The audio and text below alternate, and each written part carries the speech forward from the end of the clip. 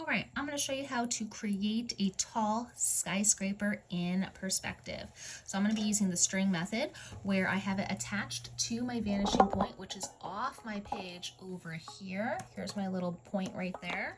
And then what I'm going to do is I'm going to make sure that I have my horizon line in line with that. And I'm going to start by drawing the side of my tall skyscraper or building. So I'm going to make this a little bit more extreme so that way we kind of get the vibe of it a little bit more.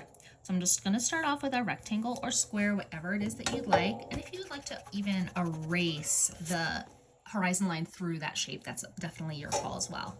I'm going to create the top of my angled part of my building that's on the other side. And I'm going to create kind of a little shorter line. I'm going to do the same thing down here. I'm going to rotate my string all the way down, creating a little bit more of an angle down here. Notice that they are both heading towards that vanishing point. And then I'm going to take my ruler and cap it off with a vertical line. And for the sake of clarity, I'm going to erase my horizon line behind it. So I have a big tall skyscraper in perspective over here. And to create windows in a very easy way, what I'm going to do is I'm going to create the height of the windows coming on down. Now you could use your ruler for this. I'm just doing it eyeballing. You can make sure they're all the same height if you like, and of course make them somewhat proportional. Mine are a little bit larger. I'm going to take my string, I'm going to take it and connect it to each of the top and bottom of each of these lines.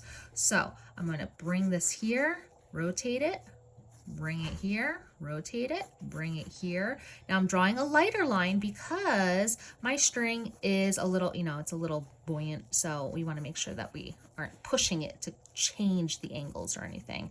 You always want to make sure if your vanishing point is off of the page that your pad doesn't move too much. All right, I'm going to come on down here, ba ba ba ba, all the way down. Now even notice my lines are not fully even, and that's okay because I know that I'm going to be capping them off with a vertical line.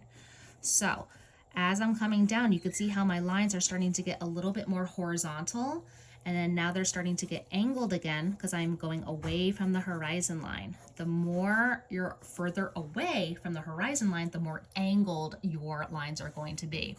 And then I'm going to cap all these off with a vertical. You could use your ruler, make sure that they are actually all in line with each other. And there you have it. You have windows that are going back in space, correctly in perspective. Make sure to follow me for more perspective and a pinch lessons.